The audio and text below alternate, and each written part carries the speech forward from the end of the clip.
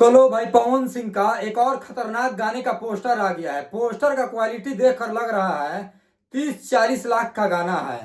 पहले वीडियो को गर्दा उड़ा के शेयर कर दीजिए जहां से भी देख रहे हैं। पवन सिंह अब पूरा का पूरा एक्टिव हो चुके हैं। जब पवन सिंह एक्टिव हो जाते हैं ना, तो आगे पीछे दाएं बाएं कोई नजर नहीं आता है।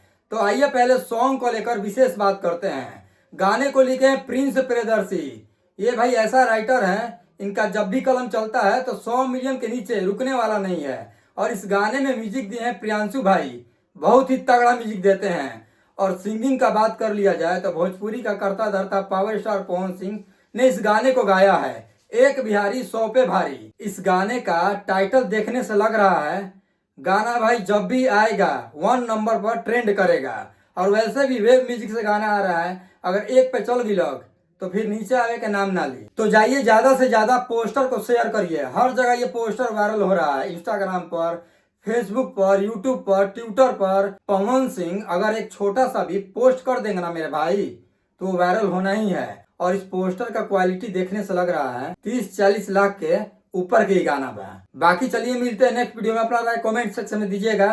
वीडियो का गर्दा उड़ा के शेयर कर दीजिए। हर वीडियो में मैं बोलता हूँ, आप लोग एक शेयर करते हो ना, तो भाई को हौसला मिलता है।